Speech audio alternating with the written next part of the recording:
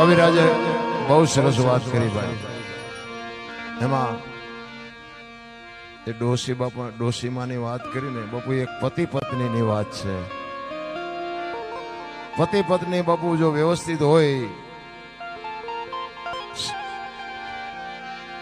તો જ આ દુનિયામાં બાપુ ગાડું હાલે એમ છે.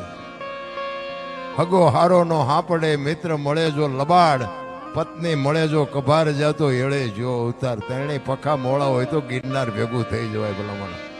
પતિ પત્ની કા એક મતા તો સરગાપુરમાં સતા, એક સફળ પુરુષની વાય બાપુ એક એક ભગવતીનો હાથ છે. રામ જલારામ બાપાને વીરબાઈ નો હોત તો કોઈ ઓળખત નહીં, સગાડસાને સંગાવતી ન હોત તો કોઈ ઓળખત નહીં, હરિશ્ચંદ્ર રાજાને તારામતી ન હોત તો કોઈ ઓળખત નહીં, સવારામ બાપાને જબુમાં ન હોત તો કોઈ ઓળખત નહીં, અને દેવીદાસ બાપુને અમરમાં ન હોત તો કોઈ ઓળખત નહીં. એક સફળ પુરુષની વાહે એક એક માયુનો બાપુ હાથ છે. જ્યાં ધર્મ ધ્રુજો, જ્યાં પુરુષ નથી પૂગી કોઈ બાપુ દેશની આબરૂ દીકરીઓ રાખી છે. સગાળસા બિલખા દીકરાને કપાવે, લાંબી વાત છે ટૂંકામાં કહું.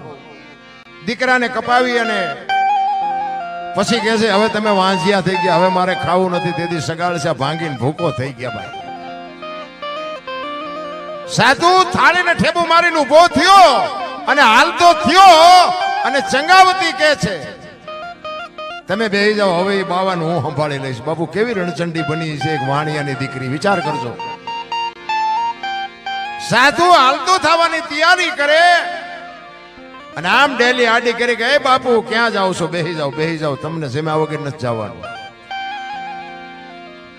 પછી ચંગાવતી કહે છે કે બાપ જાણી તને કહું છું બાવા, મારા પેટ છે મહિના 5, આશરો સીતારામનો, આય કોઈ નો જાય નિરાશ. હવે બેઠો થઈશ માં બાવા, તને જીમ્યા વિના નહીં દઉં જાવા. બેહી જા મારા બાપ, મારા પેટમાં 5 મહિનાનો ગર્ભ છે, ફાડીને રાંધીને તને ખવડાવું. તું ચા હજી અમને ઓળખ. આમ કટાર કરીને ભગવાન બાવડું પકડી લીધું. બસ કર માં, બસ કર. તેથી બાપુ સ્ત્રી શક્તિ આગળ થઈ ગઈ. દીકરીઓ તો દીકરીઓ છે ભલામણ. આય તમે આમ હાથની હથેળીમાં રાખો, આય આવો ને આય બેવો ને ચા ને જમવાનું ગાડલા ને ખાટલા ને, તમે એ બાજુ આવો અને અમે એમ કે કરે હાલો હાલો ચા પાણી રોટલા સિવાય જવાય. અને હું આમ ડેલામાં લઈ જાઉં ને પછી રહોડામાંથી હાણેશું લોટા ઉડવા માંડે, મારે ચિંતા જવું. હારું માણા ન હોય તો જીવવાની મજા જ ન આવે ભલા માણા.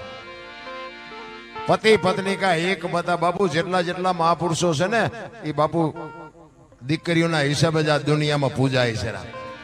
એવું એટલું બધું રેઢું નથી, પણ એનો એક